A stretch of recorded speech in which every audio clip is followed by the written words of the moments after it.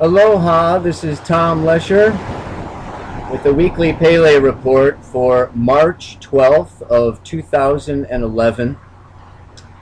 I'm speaking to you from the Cave of Refuge on the big island of Hawaii because it is very symbolic of the times in which we live. The cave experience is like the birth canal for the goddess Pele, the goddess of the volcano. This is a lava tube. And this birthing experience is an experience of Aries, where we are now, and actually next Sunday, the sun moves into Aries to join with the planet Uranus, Jupiter. Lilith is actually conjunct Uranus. I might get to that a little later. There's so much to talk about today. I don't know how long this is going to be. But anyway, if we look at this experience that we've had this week in Japan, and of course the earthquakes here in Hawaii, it is, as I've written about on my website, you can look at that, or previous Pele reports, this is the birthing time, and it's not Braxton Hicks anymore. You know, this is actually the process that we are in. And I like to say, whether we are ready or not, here we are. It's not here we go, it's here we are. Because Aries, the energy of Aries is the now. It is the present moment. And this is a time of a new beginning. And we are being pushed consciously, physically, emotionally, mentally. As a species, our entire humanity is being pushed into a new higher vibrational frequency, and as such, it's just like boiling water turns into steam. It becomes less solid, less tangible. The molecules are farther apart. There's more space in between. There's less to hold on to. There's less stability. Everything begins to move a lot faster. And that's what's happening to us as a planet. And it's going to be continuing to happen, like I've said before. Uranus is in Aries for 7 years. Jupiter is shooting right through Aries in the next couple of months. But this is all also opposite Saturn in Libra, which I might get to, and squaring Pluto. But this week in particular is very, I mean, I would like to say exciting, but, you know, there's a certain amount of tragedy involved. There's a certain amount of suffering involved. There's a certain amount of uncomfortableness to this birthing process. And, you know, the baby can come out holding on to the edges, you know, and resisting that birthing process. And then the muscles can contract and push even harder and push us farther into the unknown. I encourage you, don't fight the process. And what is the process? To me, I understand the process as being that we are learning how to love. We are learning the art of love. And this process of learning how to love has nothing less or nothing more to do than with a deeper understanding and a love of our intrinsic individual truth, our individual creative capacity as individuals. And then it's not that we are looking to be loved, but rather that we give love. That we don't do things or act out of ambition or desire for the external outside world to be handing us, supporting us, nurturing us, but rather this is a time of going deep within ourselves and realizing that as we lose our dependency, as we tap into our own power and our own truth and our own spiritual nature, we are therefore able to create relationships that are a reflection of that capacity to give, and we then receive. I must say, I don't understand or know how anybody is getting through these times without meditating. And I don't want to preach, but you know, yoga and meditation are so critical at this time. You may find other ways through exercise and movement. Aries rules the muscles, you know, jogging and other forms, Tai Chi, things that, you know, really work with this energy. But there's really a need at this time to activate our inner activity. It's not outer activity that's reaching or looking or seeking, but through meditation there is an inner activity of coming into a place of stillness, of coming into a place of purity, and it's an inner activity. And this is the inner activity that can mobilize our creativity. Otherwise, Aries deals with separation, right? It's coming out of Pisces, coming out of that infinite potential into this individualized form. And this individualized form is separate. And we can experience our separateness. And we can go into major crisis of anxiety, of stress, of survival, of aloneness. And I want to encourage you at this time to, you know, really move through those feelings and come into a place of relinquishing your dependencies, your addictions.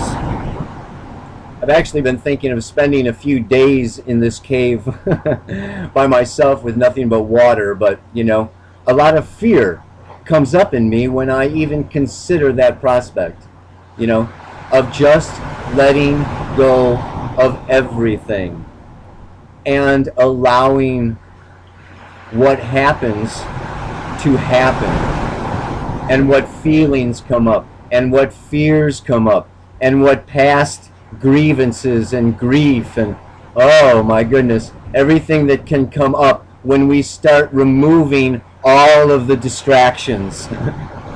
And yet, I don't know, it's as if that's kind of what this time is really calling for us to do, because we get moved. So this week, very strong potential of this awakening, of this rebirthing happening as Mercury comes around to conjunct Jupiter on Tuesday, and then we move into the full moon. The full moon is coming to us on, is it Friday or Saturday? Oh shit. The full moon is on Thursday. And it's at 29 degrees of Virgo. There's 30 degrees in the sign, so it's right on the cusp. This is just before the sun goes into Aries. It opposes the moon just before it goes into Libra. Virgo and Pisces, which is where the sun, moon, this full moon is at the critical degree of 29 degrees, Virgo and Pisces, which has to do with initiation.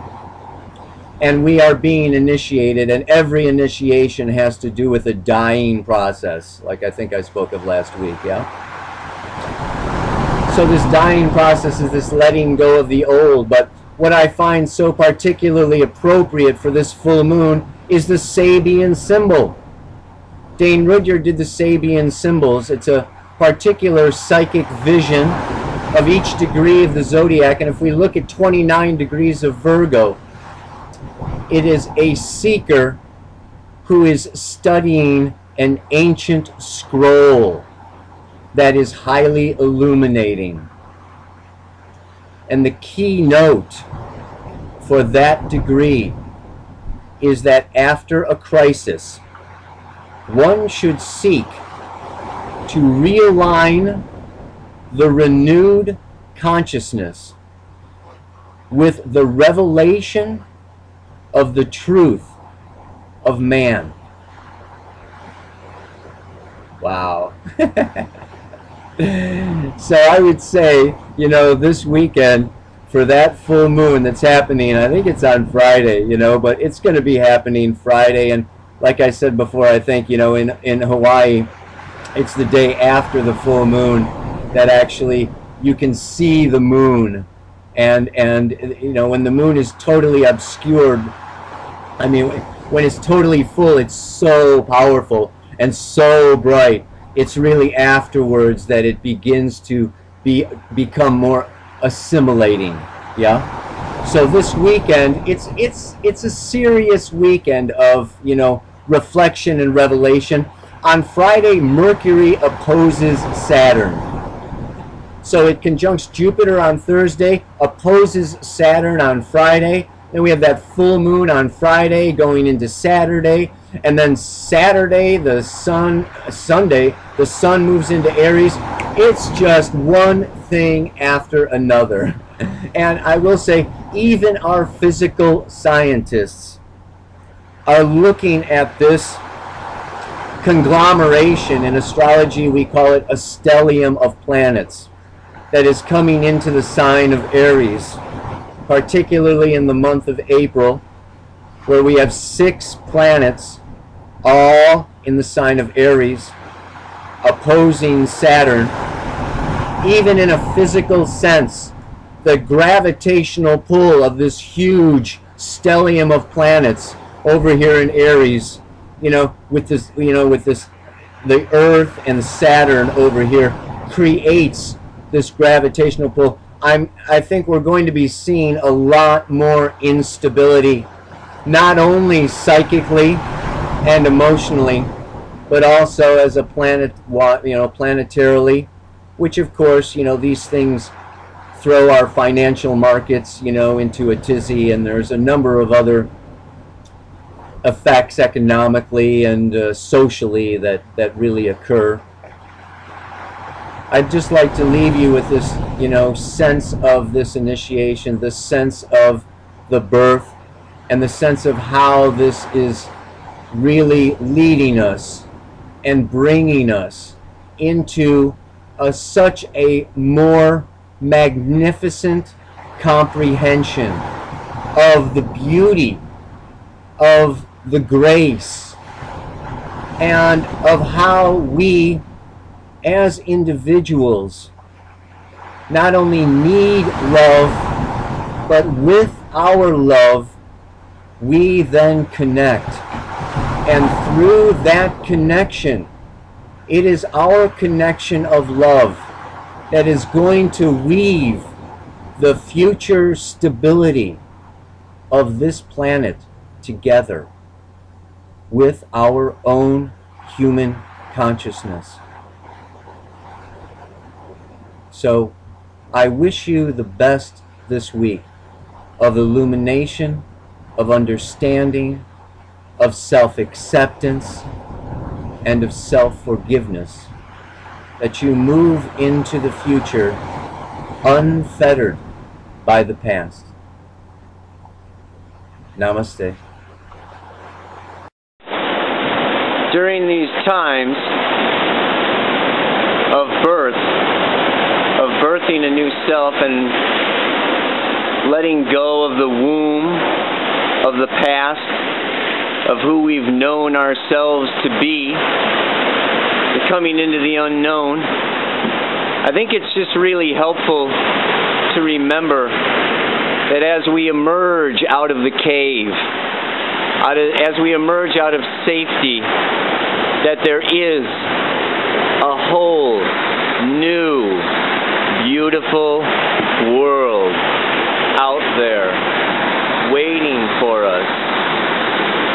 And I want to give you a sense of the majesty, the glory of the natural forces that at times may feel like they are pulling us apart, yet at the same time they are so beautiful. There it is, the sky meeting the ocean, the closest experience the ego can have of infinity. is right there where the sky meets the ocean. That, along with the night sky. I encourage you to really take time this week to envision not only the night sky, but if you can, get out to the ocean and see the Great Mother